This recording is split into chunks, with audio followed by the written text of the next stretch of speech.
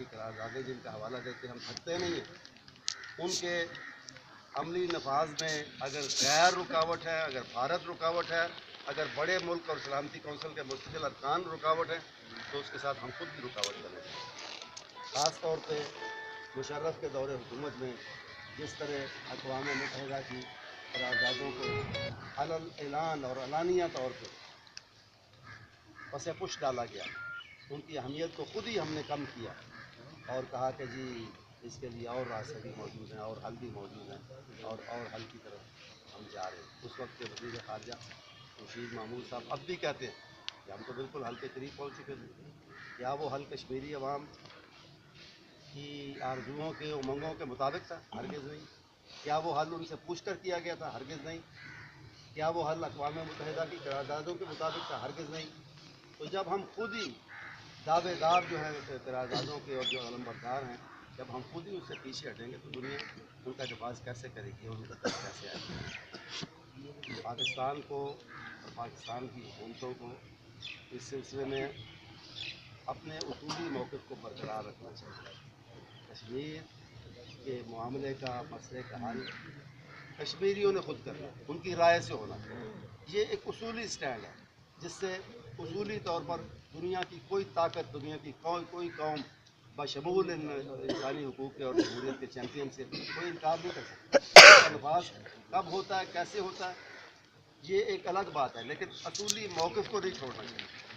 मौक़िफ़ पर रहेंगे तो इंशाअल्लाह वो दिन भी आएगा कि ये मौक़िफ़ दुनिया जिसको तस्लीम करे उसके बाद लेकिन अगर हम खुद ही मौक़िफ़ छोड़ देंगे तो फिर तो सवाल ही ख़त्म हो जाएगा, रास्ता ही ख़त्म हो जाएगा उस मंज़िल तक पहुँचने। इसके साथ ही मैं समझता हूँ कि जो यहाँ के मसाइल हैं उनमें अभी तक चल रहा है ज़लज़ले के नुकसानात जिस तरह कवर करने चाहिए थे, जिस तरह उनकी तलाफ़ी करनी चाहिए और उस सिलसिले में जितना काम होना चाहिए था मुख्तलिफ़ इदारों को, हुकूमत पाकिस्तान से लेकर हुकूमत आज़ाद कश्मीर तक और हुकूमत आज़ाद कश्मीर से लेकर जो एरा और डैमेज कंट्रोल के इदारे हैं, NDMA हैं, उन्होंने वो किरदार अदा नहीं किया जो उन्हें अदा करना चाहिए। इस सिलसिले में बददियानती, करप्शन के अलावा नाअहली और सुस्ती और कोताही उसका आंसर भी बड़ा नुमायाँ नज़र आता है और वक्त आ गया है कि अब भी वो इसका एहसास करें कि जो लोग खानमा और बर्बाद हुए और जिनके घर या जिनकी जानें ज़ाहिर उनके कुछ ना कुछ उनके तलाफ़ी के लिए इन कारों को सरकरे अमल होने का वक्त मेरा ख्याल है कि अब भी मौजूद है और उन्हें होना चाहिए और अपने माजी के रवैये की और माजी के जो उनकी कोताही होती है उसके इजाले के लिए उन्हें कमर बस्ता होना चाहिए। इसी सिलसिले में वो फ़ंड जो गैर मुल्कों से आए थे अरबों में है, ग़ालिबन 50 अरब से ज़्यादा या 55 अरब, वो जिस मकसद के लिए आए थे उस मकसद पे उन्हें खर्च करना, यहाँ से उठा के उन्हें पाकिस्तान ले जाना और वहाँ मुख्तलिफ प्रोजेक्ट्स में किसी भी बेहतर से अच्छे प्रोजेक्ट पर खर्च किया जाए, तो ये दयानत नहीं है, ये अमानत नहीं है, ये किसी लिहाज से भी दुरुस्त नहीं है। तो जो फंड आए ही मुतासरीन उनकी फलाह व बहबूद पे, उनकी बहाली पे वो खर्च करने के लिए और इसके अलावा उनको किसी और मत पे खर्च करने कतन कोई जवाब नहीं है। वो मत कितनी अच्छी बताई यहाँ के मसाइल के सिलसिले में मुझे ये भी बताया गया कि बाकी महकमे नादरा है, इसी तरह के पोस्ट ऑफिस है, नादरा है, इस तरह के जो इदारे हैं उनके जो मुलाजमीन हैं उनको भी उनके जो हुकूक हैं या मुराआत हैं वो नहीं दिए जा रहे। मसलन हाउस रेंट की सहूलत है, हाउस रेंटिंग की सहूलत है, उसको वो उनको नहीं दी जा रही है। छोटे छोटे मसाइल हैं, हमें इनको उलझाने की बजाय, उन पर वक्त गुजारने की बजाय उनको हल करना चाहिए, उनकी तरफ तवज्जो देनी चाहिए। और ये हुकूमतों की नाअहली है कि वो ज़्यादातर छोटे छोटे मसाइल को बड़ा होने का मौका देते और हल करने की बजाय उनको लटकाने में दिलचस्पी होती है। इसके साथ ही मैं आप सब हज़रात का एक दफ़ा शुक्रिया अदा करता हूँ और तशरीफ़ लाए और आज आपके मौजूद हैं और आपकी میر صاحب آپ کی آمد کا شکریہ. تو آپ کشمیر میں آئے ہیں ہمارے مولانا صاحب ان کی ترغیب کے لیے، وہ ہمارے بھی بڑے اچھے بزرگ تھے، تعلق والے تھے. تو اب آپ سے یہ سوال ہے کہ آپ نے جیسے انڈیا کے حوالے سے بات کی، کشمیر میں جو کچھ کر رہا ہے مذہبیہ پہ پابندی اور باقی سب کچھ، اور آپ نے خود ہی فرمایا کہ ہمیں خود اپنے موقف سے ہٹنا نہیں چاہیے. اگر نواز شریف صاحب جس کے آپ آزادی ہیں، ابھی انہوں نے کہا دیوالی کے موقع پہ کہ ہم ایک ہیں اور ہم اسی کو مانتے ہیں جس کو آپ مانتے ہیں. تو انہوں نے کہا کہ ہم نے آگے ابھی خوشگوار ملاقاتیں بھی ہوئی ہیں. تو اس حوالے سے آپ ان کے اس موقف کو کیا کہیں گے؟ As a prime minister Pakistan ان کو یہ کرنا چاہیے؟ اتحادی ہونے کا مطلب یہ نہیں ہے کہ جو مطلب وہ کہیں وہ درست ہوگا اور ہم اس کو کہیں. کئی مطلب پبلکلی اور پریس اور میڈیا میں اور پارلیمنٹ میں ان سے کئی معاملات کے اختلاف ہوتے ہیں اور ہم اس کا اظہار بھی کرتے ہیں. آپ نے ایک معاملے کا ذکر نہیں کیا، میرے نزدیک وہ شاید اس سے بھی بدتر ہے دیکھا جائے کہ انہوں نے پتہ نہیں کس سیاق و سباق پہ یہ کہا کہ پاکستان کو ہم لبرل ملک بنائیں. ہم نے اس سے پبلکلی اختلاف کا اظہار کیا ہے اور کہا ہے کہ پاکستان اسلام کے نام پر اسلام کی طریقہ کا بنائیں. اسے لبرل بنانے کی نہ گنجائش ہے، نہ گنجائش انشاءاللہ دی جائے گی. اور اسی طرح باقی جو معاملات ہیں کہ دیوالی کے موقع پہ یا کسی موقع پہ ہندو ہو یا غیر مسلم ہو اسے اس کے پاکستان کے شہری کی حیثیت سے اس کو حقوق دینا، یہ تو اسلام کی تعلیم ہے.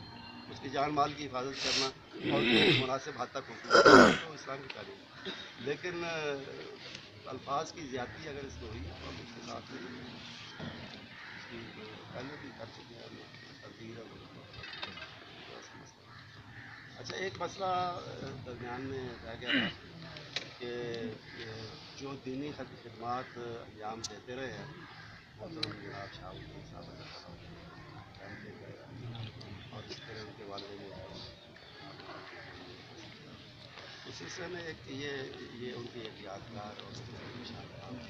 اور مجھے یہاں آ کے اور یہ جان کے خوشی ہوئی کہ ان کی فیملی نے اتحاد اور اتفاق کی فضا میں یہ طے کیا ہے کہ وہ اس ادارے کو انشاءاللہ بدستور آگے لے کے جائیں گے اور اس کے انتظام ہماری پوری تائید اور اعانت انشاءاللہ ان کے ساتھ رہے گی.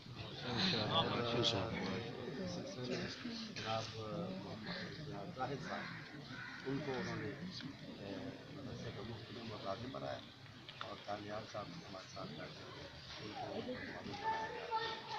اسی طرح ان حضرات کے مشورے سے اور باقی جو ہمارے یہاں دوست احباب ہیں وہ سارے ابھی تک اور جو میرے ساتھ حضرات تشریف لائے ہیں ہمارے سینئر نائب امیر پاکستان کے مولانا عبدالعزیز حنیف صاحب اور اسی طرح مولانا محمد صدیق بالا کوٹھی صاحب تشریف فرمائے.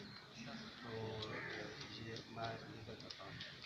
تو ان سب حضرات کے مشورے سے